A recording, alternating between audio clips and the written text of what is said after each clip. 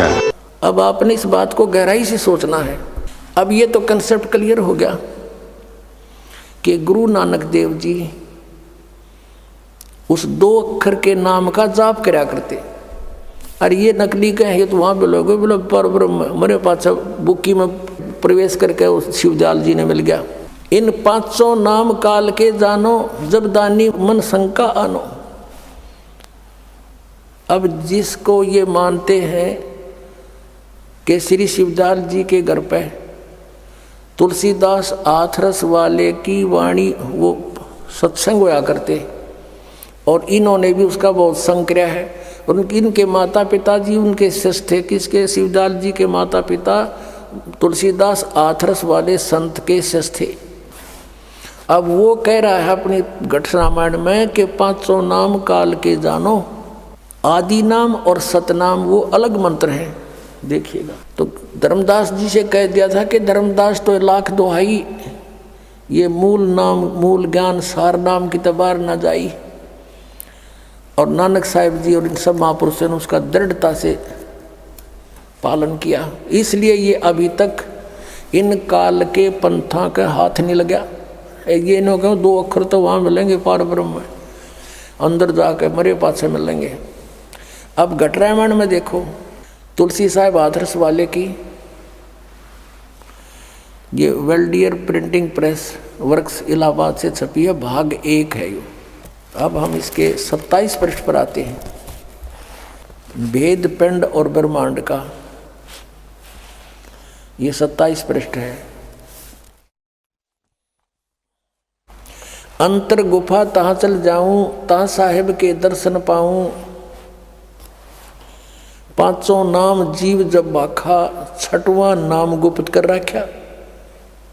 ये 6ठा नाम एक और है कि तो गुप्त रखा। 500 नाम काल के जानो, ओंकार रंकार ज्योति निरंजन, ये कहते सब सतनाम आदि ये काल के नाम हैं। तब दानी मन शंका आनो, निर्गुण निराकार निर्वाणी धर्मराय यो 5 बखानी। जीव नाम निज कह विचारी, जान बूझ दानी झखमारी।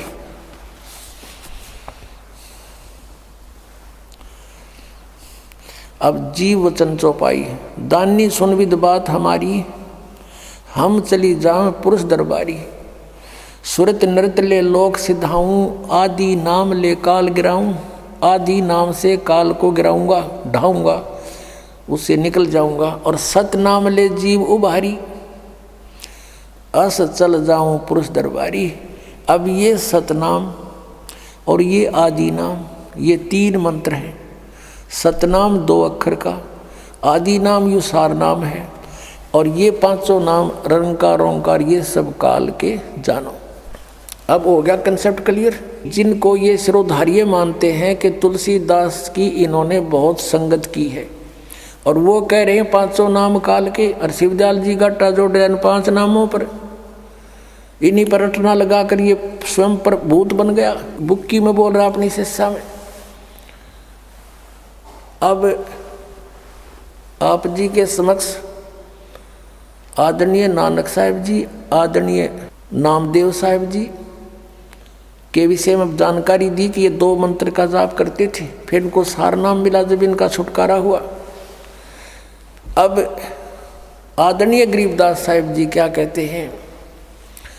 राम नाम जप कर थर होई, ओम सोहम मंत्र दोई। ओम सोहम मंत्र जपिए, योग युगतिया धूणी तपिए। श्वासा पारस भेद हमारा, जो खोजे सो उतरे पारा। अब इसमें स्पष्ट कर रखा गरीबदास साहिब जी ने कबीर परमेश्वर से प्राप्त उपदेश को लिखा, लेकिन सारनाम उन्होंने भी गुप्त कर रखा है। आदरणीय गीसा साहिब जी ने भी यही मंत्र अपने वाणी में लिखा हुआ है। अपने आत्माओं, आदरणीय धर्मदास साहिब जी को परमात्मा ने यही मंत्र दिया था। गुरु ग्रंथ साहिब में लिखा हुआ है, और किसी कबीर पंथी का ये नजर नहीं पड़ा, क्योंकि उनको विश्वास नहीं हुआ कि ये मंत्र भी होगा। परमात्मा की लीला थी, इन काल के दूता का हाथ नहीं लगने दिया। और ये है वो मंत्र जाप करने का। अब सबको पता लग जाएगा जो उनके अनुयायी हैं कि सचमुच हमारे गुरुओं के पास 150 वर्ष से ये मंत्र नहीं था, और अब ये कुछ कह नहीं सकते क्योंकि ये अधिकारी नहीं। अब ये सभी पंथ अपने आप लुढ़क जाएंगे, पुण्यात्मा वहाँ से भाग आएंगे, अपना कल्याण करवाएंगे। आज कोई पागल नहीं, इनके बंद के कोई नहीं बैठेगा। अब पुण्यात्मा, आप जी को सुबह भी एक रहस्य उद्घाटन किया था, अब फिर करते हैं थोड़ा, क्योंकि परमात्मा की दया होगी आपके ऊपर ही, विश्वास दृढ़ हो जाएगा। मथुरा के अंदर एक जय गुरुदेव पंथ है, और उनके वर्तमान में जो उसके प्रवर्तक भी माने जाते हैं वो श्री तुलसीदास साहिब जी, जो वर्तमान में उसके गद्दी पर बैठे हैं, प्रधान हैं। और ये इनका पंथ भी शिवदयाल जी से ही लिंक्ड है। शिवदयाल जी से यानी आगरा से ही आए हैं। गोरेलाल जी इनके गुरुजी थे, किसके? इस जय गुरुदेव पंथ के मुखिया के, तुलसी साहिब जी के। इनकी एक पुस्तक है जय गुरुदेव की अमरवाणी।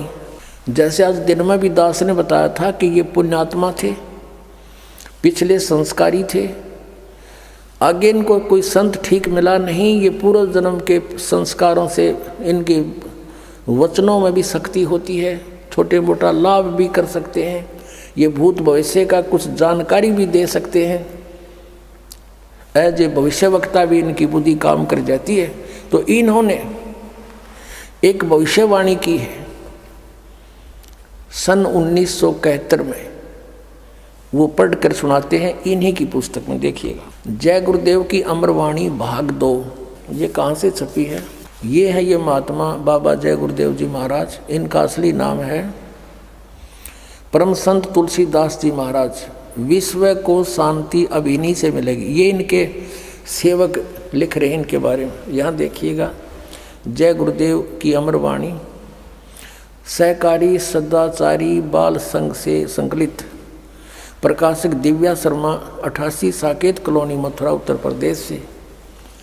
ये मुद्रक है अर्जेंट प्रिंटर्स, पुराना बस स्टैंड, मथुरा, उत्तर प्रदेश। इसकी पृष्ठ नंबर हम आपको 50 पर ले चलते हैं।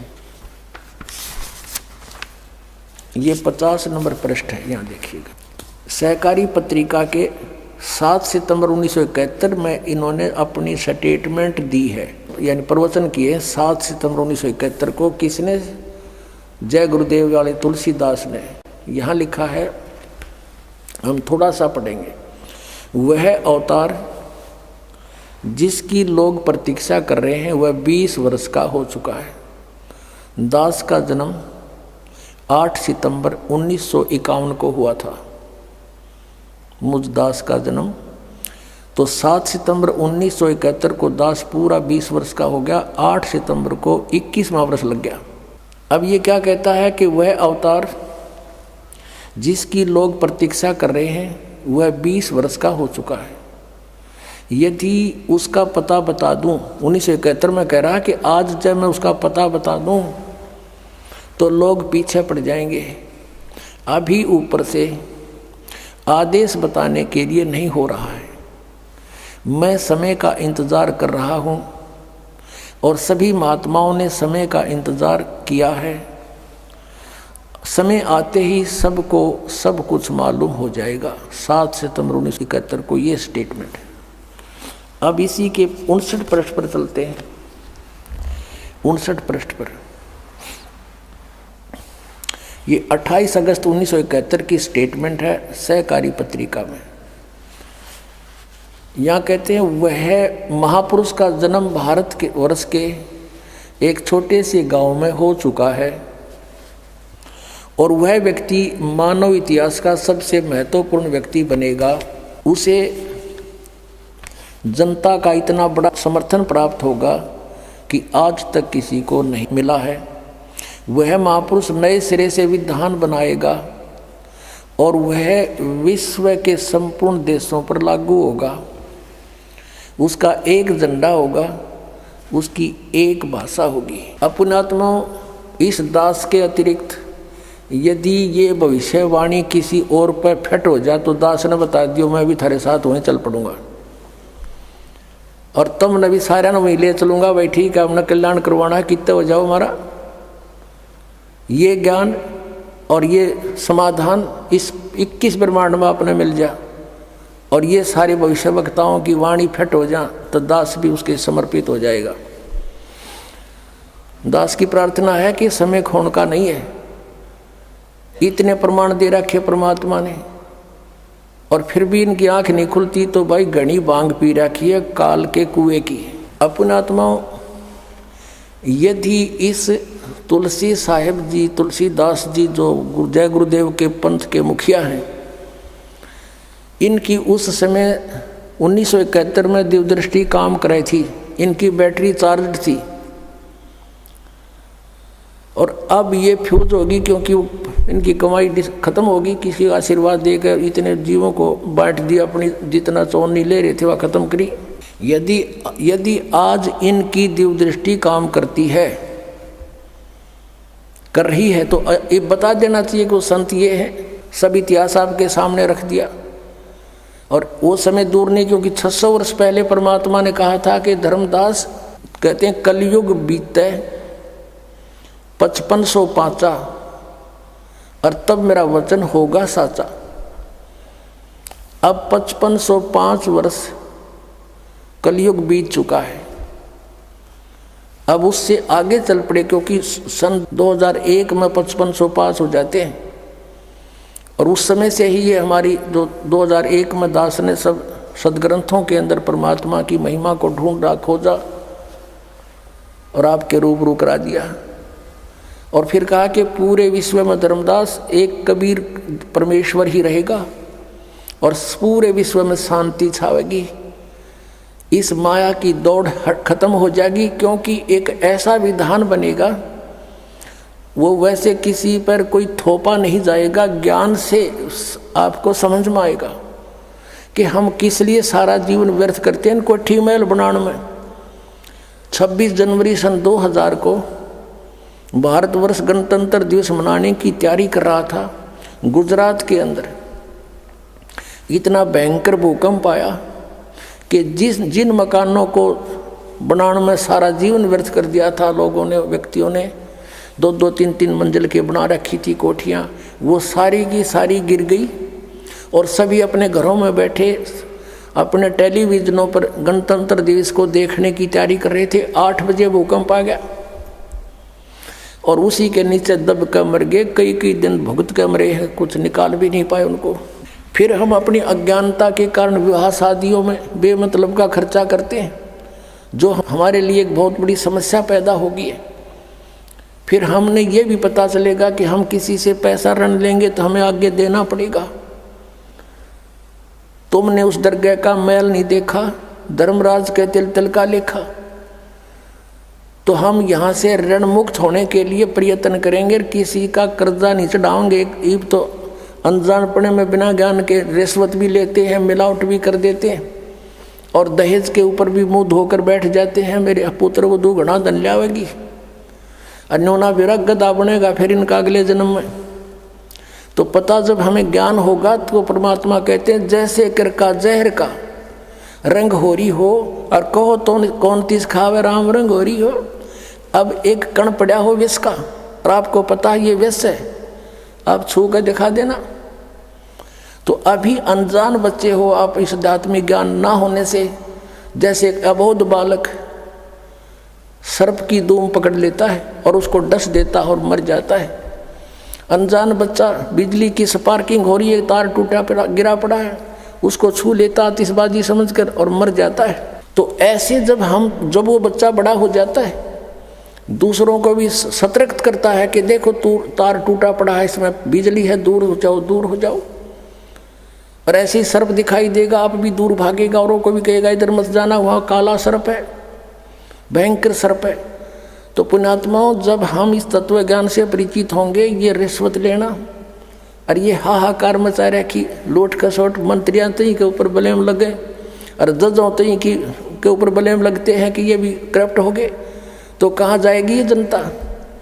बिना ज्ञान के विष खा रहे हैं। परमात्मा कहते हैं जैसे कर का जहर का रंग होरी हो, कहो तो कौन तिस खावे राम रंग होरी हो। ये विष दिखाई देगा, जहर दिखाई देगा, और फिर खा के दिखाइए उसको, छुआ भी नहीं इंसान, और फिर भगवान देगा आपको। ये वो समर्थ है, आपके घर भर देगा माया से, जब यदि आप सीधी नीत से और सच्चे मन से समर्पित होकर के अनुपासना त्याग कर मर्यादा में रहकर भक्ति करके देखो, सारे दुख दूर होंगे। जो लाखों रुपए में रोग ठीक नहीं होना या फ्री में होगा आपको, तो बच गए लाख रुपए। फिर उसी में से आपने सोचोगे ले 10 रुपये दान भी करें, तो ऐसे उभारा होगा, आपका कल्याण होगा। अब इसने लिखा है कि सन 1954 से सत्संग करते हुए आ रहे हैं। ये कौन? जय गुरुदेव के पंथ के प्रवर्तक श्री तुलसीदास जी। अब इन्होंने पाया क्या? समाधि लाने की चेष्टा की, जैसा गुरुजी ने बता रखा था। जैसा इनके शिवदयाल जी हठ करते थे ऐसा ये करें। फिर अब ये कंडम हो गए हठियो करते करते। इन कोई और उठा के धरे है, हाथ पैर गड़ गए हैं। और क्योंकि ये पुण्यात्मा थी, जैसा उस नकली गुरु ने बताया ये उसी तरह समर्पित हो गए। अब ये अपना अनुभव लिखते हैं, न के देखा ऊपर भगवान की सा है दिखाते हैं। परमार्थी वचन संग्रह परम पूज्य स्वामी जी महाराज परम संत स्वामी तुलसीदास जी रचित 9 पुस्तकों का संग्रह सजलित जल्द कर रखी। इसकी प्रकाशक हैं व्यवस्थापक अमर संदेश 23 पांडे बाजार आजमगढ़ से। ये है जय गुरुदेव जी के हैं, न तुलसीदास जी हैं। और ये इनके गुरु जी हैं गोरेलाल जी।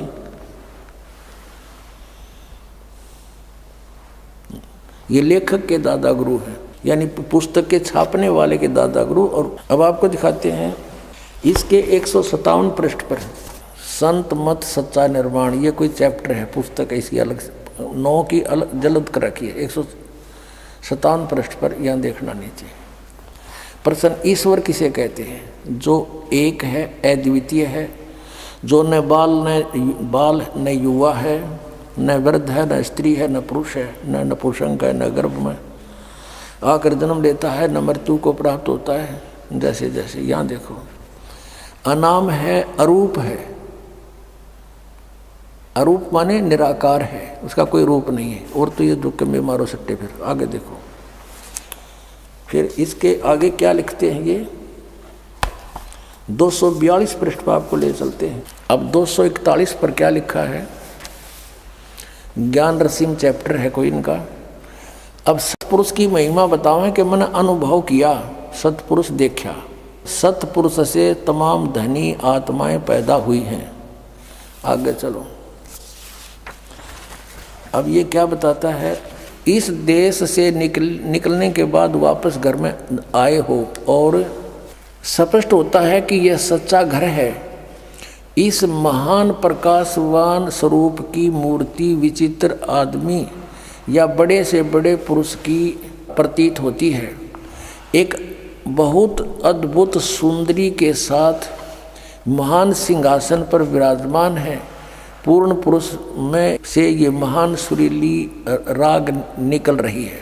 अब यूँ किए गए है कि मैंने जो ऊपर देखा हो भगवान एक सुंदरी एक औरत के साथ बैठा है सिंहासन पर, और उस पूर्ण पुरुष से महान सुरीली आवाज निकल रही है। उसका लघु प्रमाण बीन जैसी आवाज है, वह वास्तव में बीन है नहीं। इस मालिक की महिमा कथन में नहीं आ सकती, अकथनीय है। अब सतपुरुष सतलोक में अकेले हैं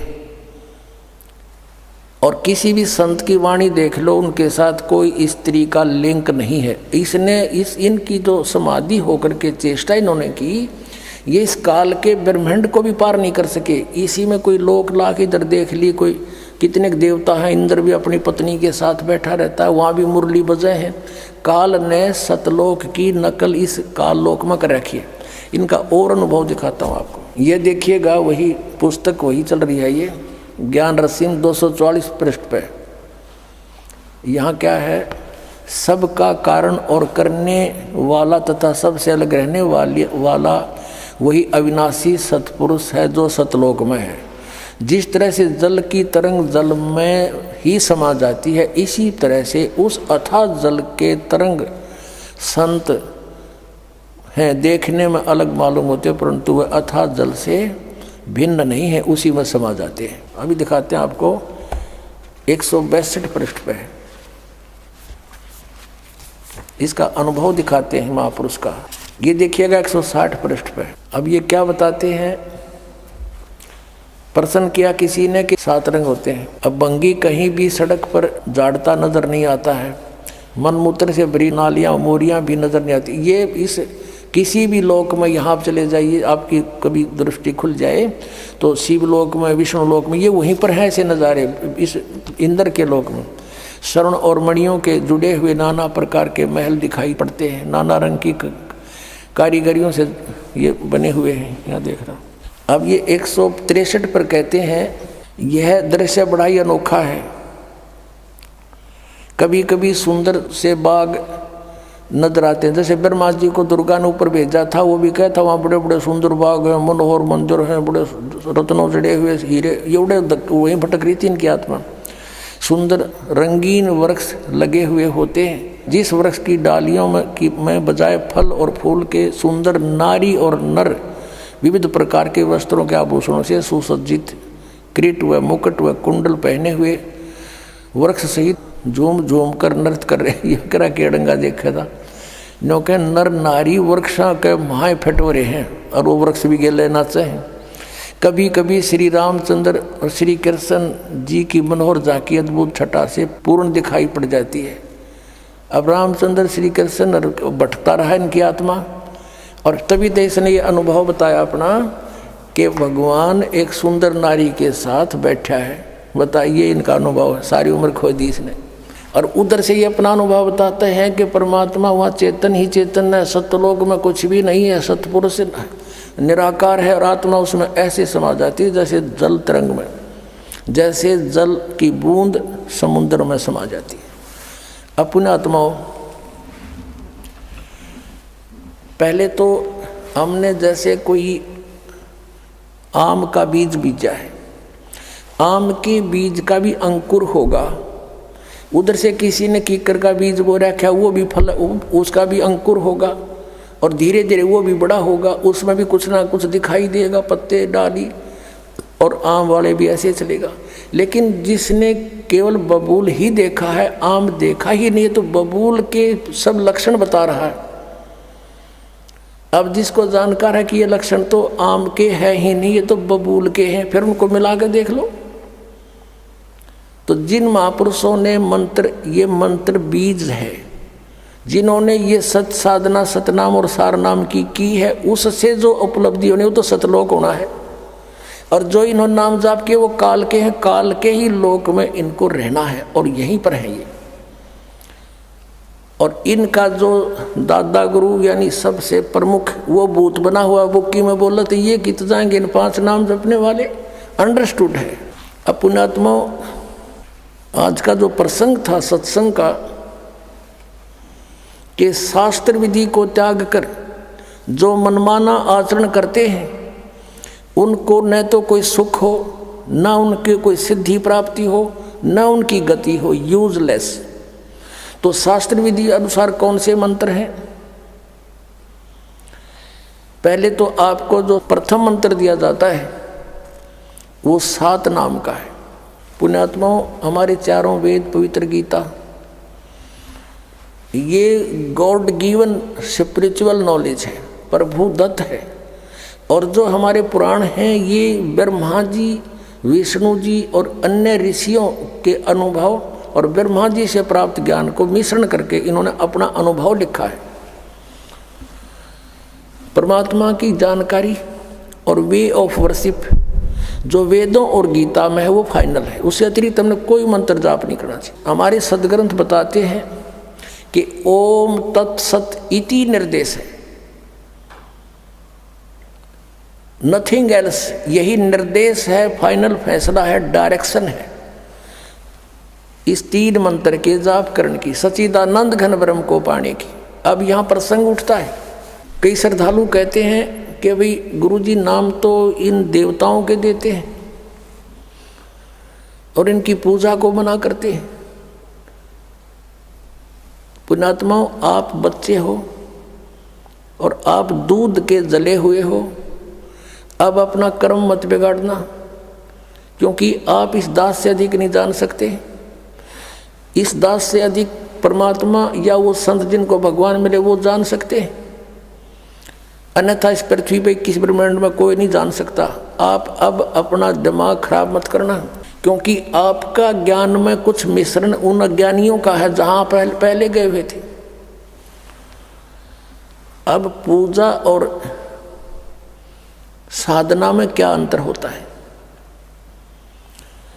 जैसे आप जी को जल के गुणों का ज्ञान हुआ, उसकी प्राप्ति की तरफ हुई। आप पूजा तो कर रहे हो जल की कि मुझे जल प्राप्त होना चाहिए, जल प्राप्त करूंगा। और साधना क्या है? उसके पाने की विधि। जैसे हैंडपंप लगाना है तो बोकी लगानी है, पाइप नीचे पहुंचानी है, ये तो है साधना। और जिसके लिए ये सारा कुछ खड़ा हो रहा है वो है पूजा। अब जैसे हम पूजा तो कर रहे हैं अपने परमात्मा कबीर जी की सतलोक में जाने की, क्योंकि हमने उसके गुणों का पता लग गया। हम पूजा तो करते हैं अपने परमात्मा की, और साधना यानी ये मजदूरी, ये प्रयत्न उसके पाने के लिए मंत्र, ये औजार, ये इंस्ट्रूमेंट, ये प्रयोग कर रहे हैं, ये साधना कर रहे हैं हम। ये साधना पूजा नहीं है। जब हमें जल मिल जाएगा, हैंडपंप लग जाएगा, उस बोकी की जरूरत को नहीं, रख देंगे खुट्टी पर टांग के पड़ी रखी। तो इस प्रकार हम जो पूजा और साधना में अंतर है, हम पूजा करते हैं अपने कबीर परमेश्वर के पाने की, और साधना ये सारी करनी पड़ेगी, ये सभी इंस्ट्रूमेंट प्रयोग करने पड़ेंगे उस जल तक पहुंचने के लिए। अब जैसे कोई सहपरिवार है, ज्वाइंट फैमिली है, उसमें एक पति भर्ता बेटी अपने पति के साथ रह रही है, जेठ भी है, देवर भी, देवरानी भी, जेठानी, ननद और सास ससुर भी है।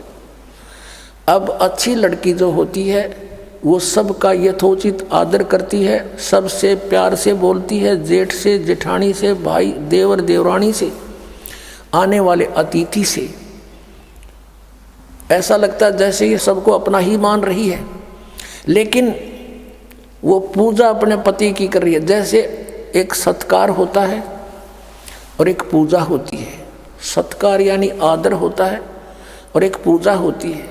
सत्कार तो वो पति भर्ता सबका करती है, लेकिन पूजा अपने पति की करती है। और जिस समय वो अलग होते हैं, भिन्न होते हैं, अलग अलग होते हैं, तो अपने सभी वस्तु जो उसके हिस्से में आते हैं, एक चम्मच भी ना छोड़ दे। जेठ और जेठानी का चाहे कितने मीठी बोलना थी, कितना प्यार से रहती थी, और सब कुछ उठाकर अपने पति के साथ अपने कमरे में रख लेगी, क्योंकि वो अंतर से पूजा उसकी कर रही थी। उनसे मिलाप रखना अनिवार्य था, नहीं तो कलह मच जाए। तो हमारा एक ज्वाइंट फैमिली है, ब्रह्मा विष्णु महेश यहाँ के मुखिया हैं, इन 3 लोग के कुछ ये प्रधान बना रखे, एक विभाग के मंत्री हैं। और जो भी हमने लाभ लेना, जैसे कोई प्रधानमंत्री का व्यक्ति और स्टेट हरियाणा में रह रहा है, तो उसने जिस चीज़ की आवश्यकता होगी यहाँ के डिप्टी कमिश्नर से या मंत्री से बोलेगा, और वो तुरंत उपलब्ध करा देंगे, क्योंकि उनको मालूम है कि किस समर्थ से संबंध है इसका। ऐसे ही आप जी इस काल के लोक में रहोगे, आपको सुविधाएं तो यही देंगे। ये तो जब तक आप उस परमात्मा की शरण में नहीं हो तो आपको वर्क डन ही देंगे, आपकी किस्मत देंगे। और जब समर्थ से संबंधित होगे, जो मांगोगे वो दे देंगे ये। लेकिन कितना देंगे? परमात्मा के आदेश से, यानी आपके शुभ संस्कार बनेंगे, उन संस्कार के आधार से आपको फिर ये वो धन देंगे यही। जैसे आप जी ने उल्टा लटका हुआ संसार रूपी पेड़ के विषय में जाना, और जैसे हम कोई आम का पौधा जमीन में बोएंगे तो जड़ की तरफ से जमीन में दबाया जाता है एक गड्ढा बना के। तो पूजा करेंगे जड़ की, हम टहनियों की पूजा नहीं कर रहे, लेकिन फल लगेंगे टहनियों के। तो यदि हम पूर्ण परमात्मा की सत साधना करेंगे तो इन ब्रह्मा विष्णु महेश रूपी शाखाओं का फल लगेंगे, और ये फिर फल हमने बिना मांगे देंगे, क्योंकि हमारा जो मूल, हमारी साधना शास्त्र अनुकूल है। हम पूजा मूल की कर रहे हैं। यदि हमने उल्टा यू पौधा गाड़ दिया, उसकी शाखाएं लगा दी जमीन में और जड़ कर दी ऊपर ने, और फिर उन शाखाओं की सिंचाई हम शुरू कर देंगे तो पौधा सूख जाएगा। तो वो शास्त्र विरुद्ध साधना है, शास्त्र अनुकूल साधना है। जैसे हम मूल परमात्मा सतपुरुष को इष्ट रूप में पूजेंगे, और उसके पूजने के लिए जो भी मटेरियल, जैसे पूजा में खाद पानी जो कुछ भी है, ये सारे मंत्र जाप करने पड़ेंगे हमें, लेकिन हमारा इष्ट रूप में कबीर जी रहेगा। तो उसके आधार से सत साधना से जो शुभ संस्कार बनेंगे, तो जब तक आप यहाँ हो, यहाँ की संसारिक सुविधाएं आपको ब्रह्मा विष्णु महेश की ओर से ही प्राप्त होंगी। उन टहनियों के शाखाओं का फल लगेंगे, और इसलिए ये हमसे दूर नहीं हो सकते, हम इनसे दूर नहीं हो सकते, हम इनका अनादर नहीं कर सकते, क्योंकि फिर हम संत नहीं, लेकिन हम इनको पूज नहीं सकते। जैसे पतिव्रता का उदाहरण आपको दे दिया, वो पूजा जो अपने पति के प्रति समर्पित है वो किसी के प्रति नहीं हो सकती, और वो उसके दुश्मन भी नहीं है। अंडरस्टूड है। और जब हम यहाँ से चलेंगे, हमारे इनसे कोई लिंक नहीं होगा। अपने पति के साथ, अपने परमपिता के साथ हम सहर्ष सतलोक चले जाएंगे। ये तरीका उस परमात्मा के पाने का, नथिंग एल्स। बोलो सतगुरुदेव।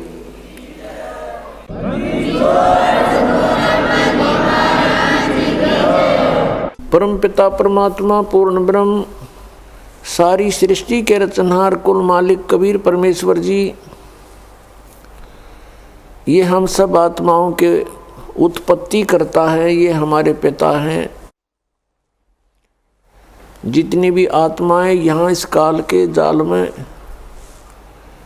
फंसी हुई हैं, ये सभी उसी परमेश्वर की आत्माएं हैं, उन्हीं के बच्चे हैं। इस काल भगवान ने हमारा यहाँ पर दुरुपयोग कर रखा है, उसके लिए परमात्मा स्वयं आकर के ये जानकारी देते हैं कि बोली आत्माओं, तुम जहाँ रह रहे हो ये इस काल कसाई का स्थान है। पुण्यात्माओं, आज तक हमें किसी ने ये ऐसा ज्ञान नहीं दिया जिस कारण से हम इसी पीड़ा को, इन्हीं दुखों को और इसी प्रोसेस को, जन्म और मृत्यु, आजीवन इस पेट को ही पालते रहना, इस सारे प्रोसेस को हम यहाँ एक रूटीन मान लिया कि सबके साथ हो रहा है और ऐसा ही होता है, ऐसा ही होगा, और यही फाइनल सिस्टम है यहाँ का। इसलिए हमें कोई ऑब्जेक्शन नहीं रहा, कोई मरो या कोई बचो, कहीं अकाल गिरो, कहीं पर फ्लड आ जाओ, तो हम बाकी बचे हुए सोचते हैं कि हम सुरक्षित हैं। बस हम इतना ही जानकर अपने आप को सुखी महसूस करते हैं। लेकिन जिनके ऊपर वो आपदाएं आई, वो भी पहले ये समझ रहे थे हम सुरक्षित हैं। अपने आत्मा इसको बहुत गहराई से सोचो, एक इस पर गहन चिंतन करो। वैसे नहीं एक कान से सुनी दूसरे में निकाल दी, ये कोई सत्संग सुनना नहीं होता। श्रीमद् भगवत गीता अध्याय नंबर 11 के श्लोक नंबर 32 में ये गीता ज्ञानदाता श्री कृष्ण जी में प्रवेश करके बोल रहा है, और वो कह रहा है कि मैं काल हूँ, मैं सबको खाऊंगा, सबका नाश करूंगा। भगवान नाश करता है कभी? और जो नाश करता हो भगवान नहीं हो सकता, परमात्मा नहीं है, अच्छी आत्मा नहीं है। और यहाँ सब कुछ हो रहा है, तो ये जिसके अंतर्गत हम रह रहे हैं ये परमात्मा नहीं है, श्रेष्ठ आत्मा, अच्छी आत्मा नहीं है। परम माने श्रेष्ठ, अच्छी। अब फिर प्रश्न उठता है कि फिर परमात्मा कौन है? परमात्मा कबीर साहब हैं, सत्य पुरुष, सत्य पुरुष उनकी उपाधि है, नाम उनका कबीर देव, कबीर साहब, कबीरन, खबीरन, खबीरा, जैसे हम अपनी लैंग्वेज में बोलते हैं। जैसे पलवल को परवर बोलते हैं, पलवल के वहाँ आसपास के क्षेत्र के रहने वाले ग्रामीण पलवल शहर को परवर बोलते हैं। अगर वो परवर कहते तो भी उनका उद्देश्य पलवल की तरफ संकेत है, उनका उद्देश्य पलवल को ही समझाना है। तो ऐसे ही कबीरन, खबीरन, खबीरा, कबीरा, ये कुरान शरीफ में लिखा है। ये भाषा भिन्न होने से संकेत कबीर साहब की तरफ ही है। जैसे वेदों में कबीर देव, कबीर, उसको ये व्याकरण के ज्ञाता उस कबीर को वो कवि बोलते हैं, किसका कवि बनता है, तो वो कवि साहब समझ लो। हम उसे कबीर देव, जैसे कबीर देव तो लिखना ही पड़ेगा, तो हम कबीर को वह बोलते हैं, तो कबीर साहब कहने लगे। देव माने साहब कहो, परमात्मा कहो, भगवान कहो, अल्लाह कहो। तो परमात्मा कबीर देव हैं। जैसे श्रीमद् भगवत गीता अध्याय नंबर 15 के श्लोक 16 और 17 में 3 पुरुष बताए हैं। एक सरपुरुष, अक्षर पुरुष और तीसरा परम अक्षर पुरुष। सरपुरुष कहो चाहे सरब्रह्म कहो, अक्षर पुरुष कहो चाहे अक्षर ब्रह्म कहो, परम अक्षर पुरुष कहो चाहे परम अक्षर ब्रह्म कहो। गीता जी अध्याय नंबर 8 के श्लोक नंबर 1 में अर्जुन ने पूछा कि भगवान आपने साथ में अध्याय के 29वें श्लोक में जिस तत्परम के विषय में जानकारी दी है वो किम तत्परम, उसका उत्तर गीता ज्ञानदाता ने 8वें अध्याय के 3रे श्लोक में दिया कि वो परम अक्षर ब्रह्म है। परम अक्षर ब्रह्म कहो, परम अक्षर पुरुष कहो। पुरुष माने भी परमात्मा और ब्रह्म माने भी परमात्मा, स्वामी, प्रभु। अब यहाँ ये ब्रह्म जो है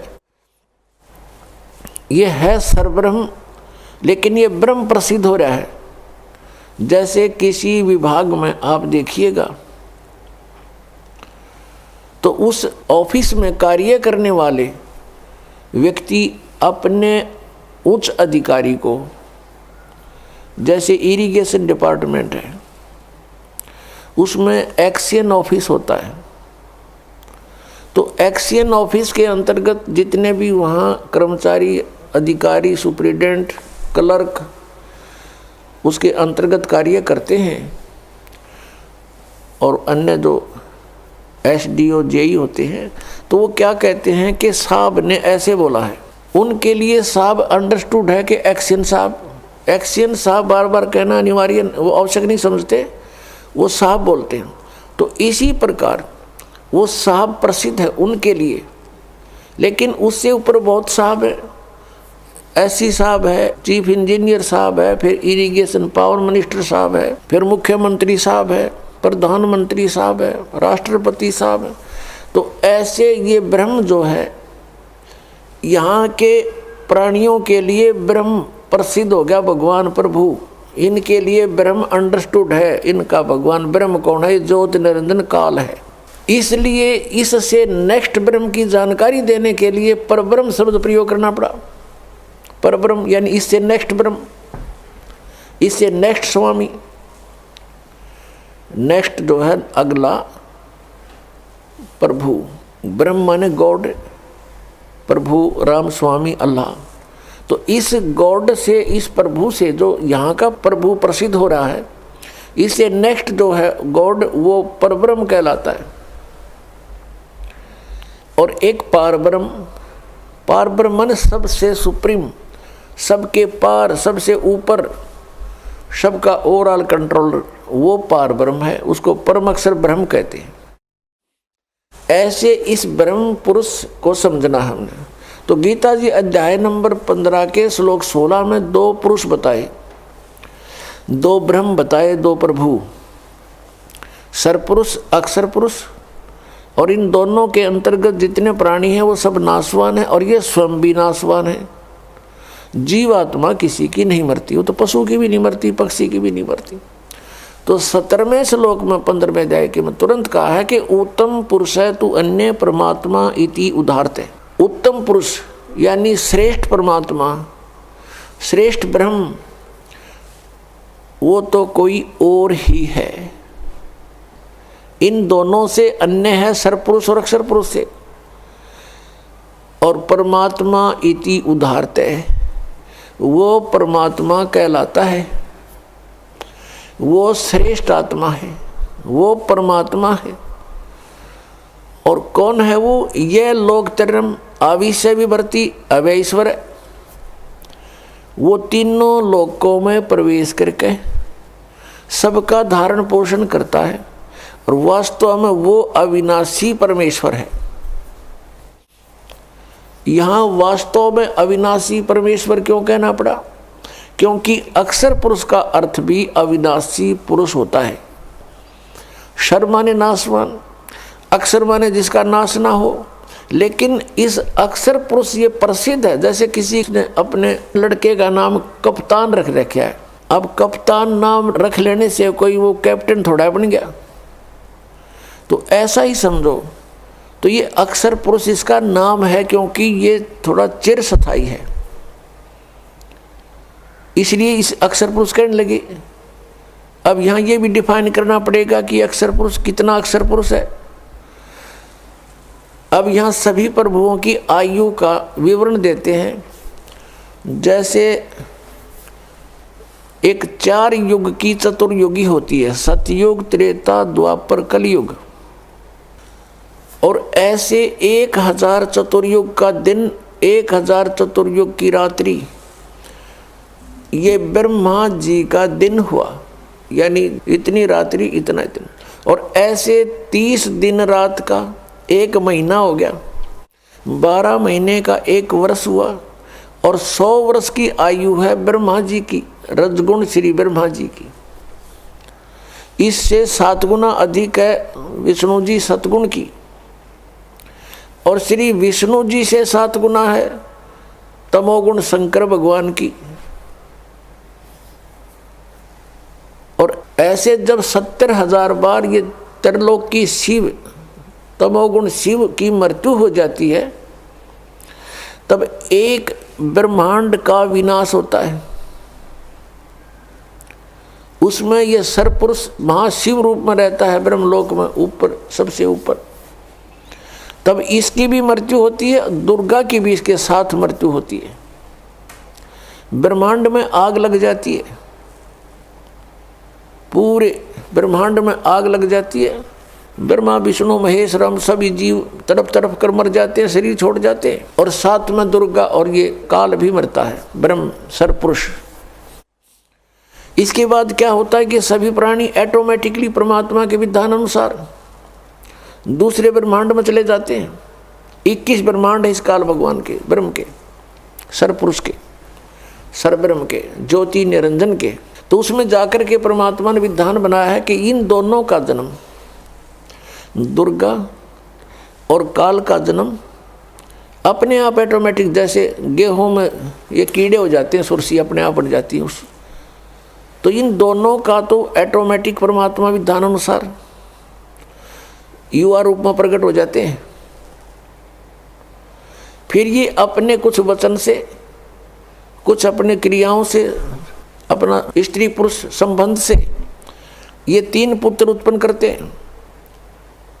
ब्रह्मा जी को रजगुण कर देते हैं प्रथम पुत्र को, द्वितीय को सतगुण युक्त, तीसरे को तमोगुण युक्त, और फिर अपने नए सिरे से उस ब्रह्मांड में सृष्टि स्थापित करते हैं। तो जो एक ब्रह्मांड का विनाश हुआ और 70,000 बार इस तमोगुण शिव की मृत्यु होगी, तो युग काल मरा, काल की मृत्यु हुई एक ब्रह्मांड में। जो एक युग हो गया किसका? अक्षर पुरुष का। इतना समय का एक युग हो गया अक्षर पुरुष का।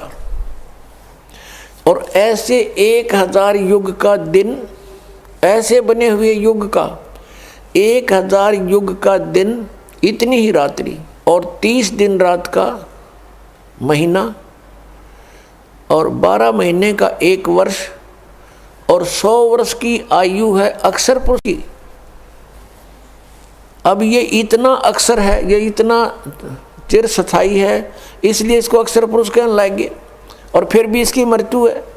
एती उम्र बुलंद मरेगा अंतरे, सतगुरु लगे न कान न भेंटे वो संतरे।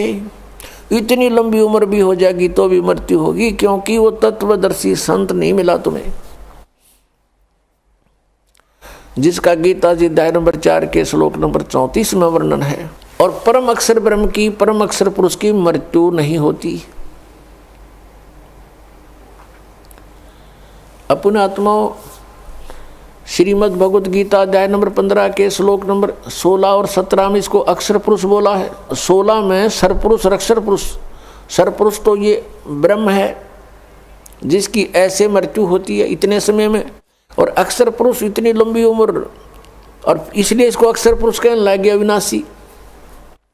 लेकिन ये अविनाशी नहीं है, इसका विनाश होता। इसलिए गीता जी अध्याय नंबर 15 के श्लोक 17 में डिफाइन करना पड़ा कि उत्तम पुरुष है तू अन्य, वो श्रेष्ठ परमात्मा तो कोई और है।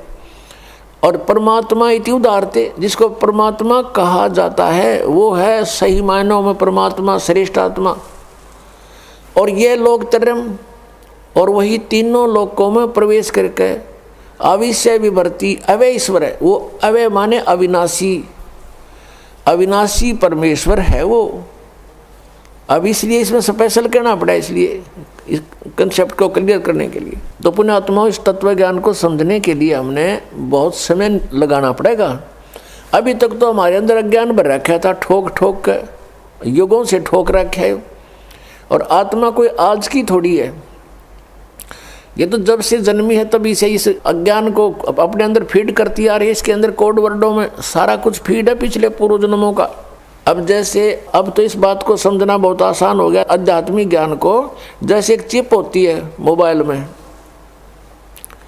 और उसमें 40-40 घंटे का, 50-50 घंटे का सत्संग आ जाता है। और इतनी गो है कति, बिल्कुल। ये तो एक परमात्मा द्वारा बनाए गए मनुष्य बनाई गई है। और जिस परमात्मा ने मनुष्य भी बनाया वो क्या बना सकता है? तो हमारे अंतःकरण में, आत्मा में परमात्मा ने ये सब ऐसा सिस्टम फिट कर रखे। असंख्य जन्मों का रिकॉर्ड आपके अंदर कोड वर्डों में जमा है,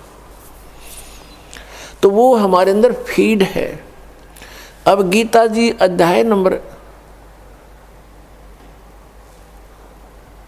11 के श्लोक नंबर 32 में ये गीता ज्ञान दाता कहता, मैं तो काल हूं और सब न खाऊंगा, सब न मारूंगा। घर में जाए कि 21वें श्लोक में अर्जुन कह रहा है, भगवान आप तो देवताओं को भी खा रहे हो, कुछ आपकी जाड़ा में लटक रहे हैं और आपसे प्रार्थना कर रहे हैं, बख्श दो, मंगल हो, मंगल हो। वेदों के सतोतरों से आपकी स्तुति भी कर रहे हैं, आप तो उनको भी खा रहे हो। तो यहाँ इसने स्पष्ट कर दिया, भाई मैं तो काल हूँ और सब न खाऊंगा, तू ना युद्ध करेगा तो भी इनको मार डालूंगा। तो हम जहाँ रह रहे हैं ये काल है, और ये कसाई बताया परमात्मा ने। काल कसाई हस्त है, सर्वलोक को खाए, अंकुश निर्गुण नाम का ये सतगुरु दर पकड़ा जावे।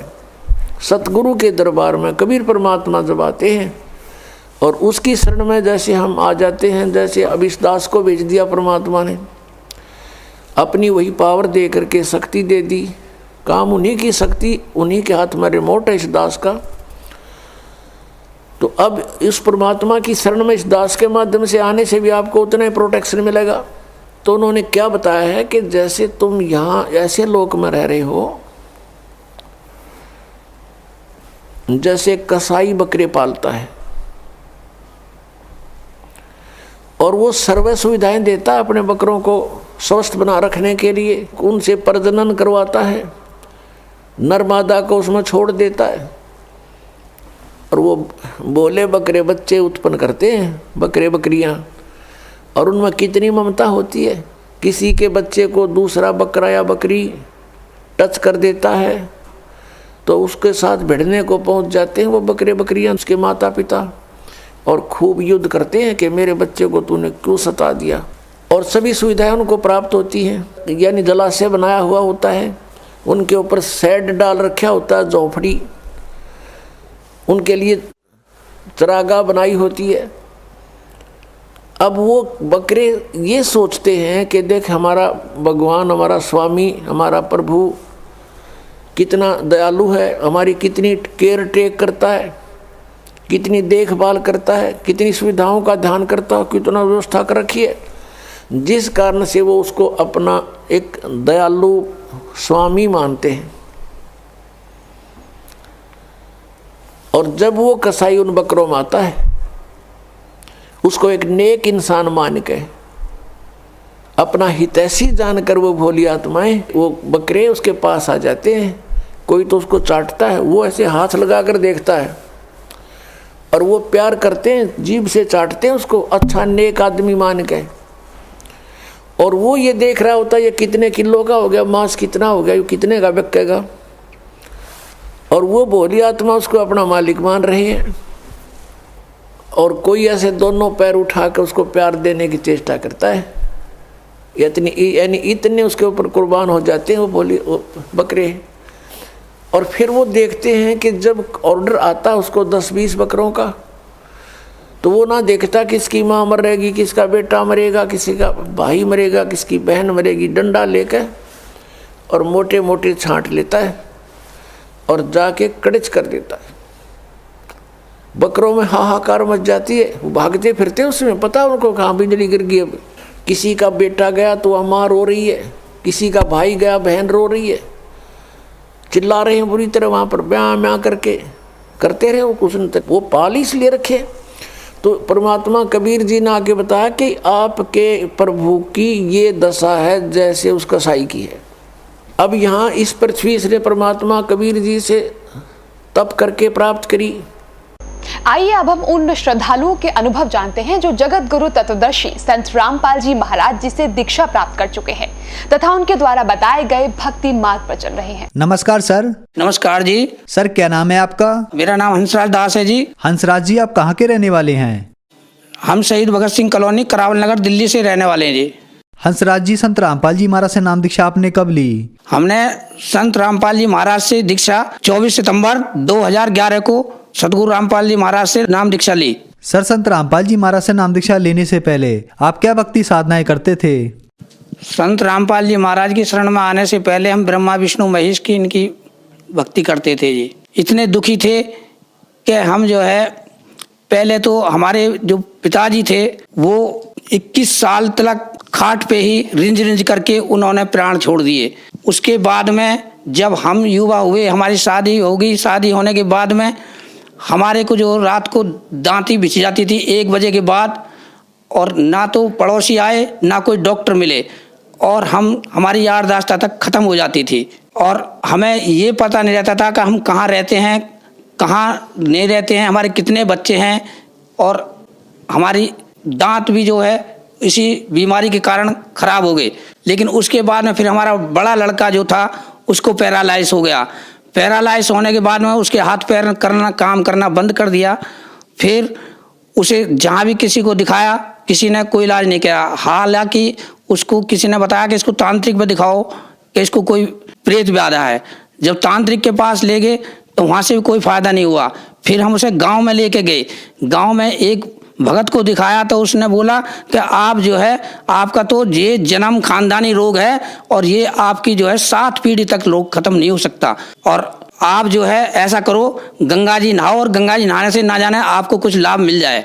हम जो है पति पत्नी दोनों हर महीने गंगा जी नहाने जाते थे पूर्णमासी पे, और वहाँ पूर्णमासी नहाते नहाते हमें कई सालों बीत गया।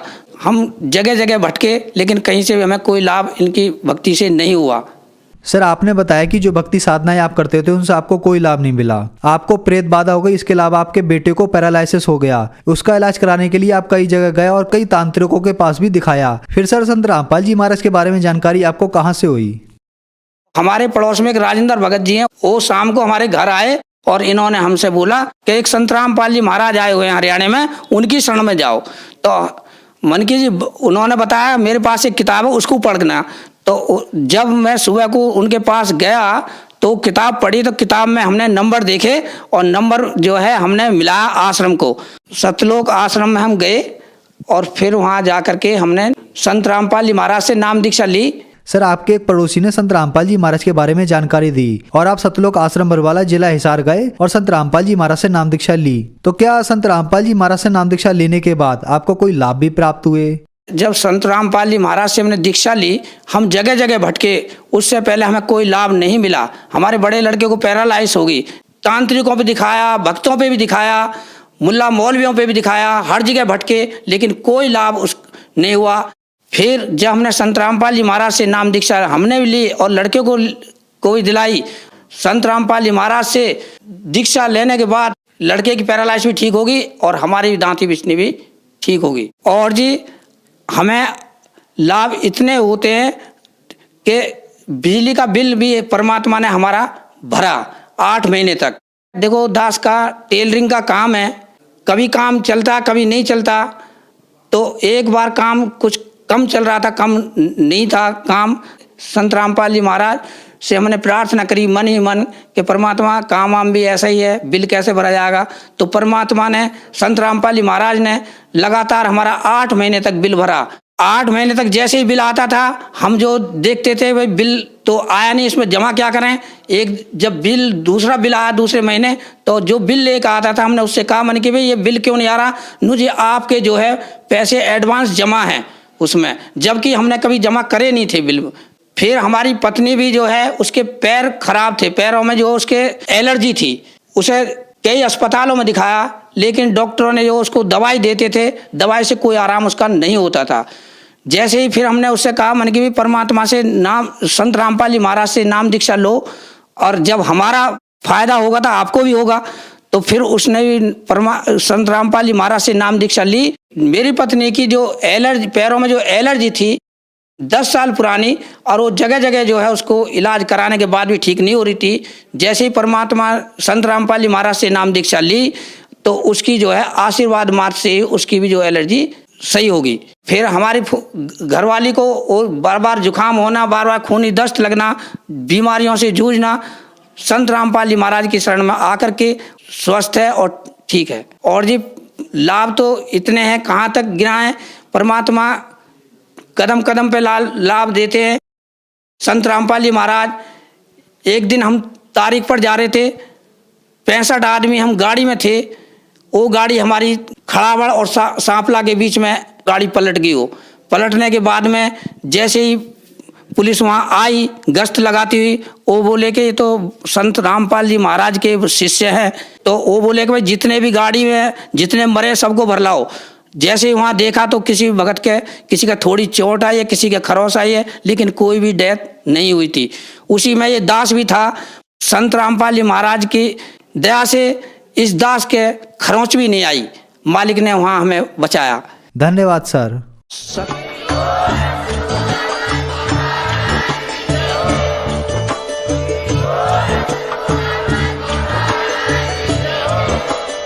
आप सुन रहे थे जगत गुरु तत्वदर्शी संत रामपाल जी महाराज जी के मंगल प्रवचन। अधिक जानकारी के लिए विजिट कीजिए हमारी वेबसाइट www.jagatgururampalji.org। संत रामपाल जी महाराज जी के शुभ आशीर्वाद से पूरे विश्व भर में 500 से भी ज्यादा नाम दीक्षा केंद्र हैं, जिन पर संत रामपाल जी महाराज जी द्वारा ऑनलाइन निःशुल्क नाम दीक्षा दी जा रही है। अपने नजदीकी नाम दीक्षा केंद्र का पता करने के लिए संपर्क करें 82228805।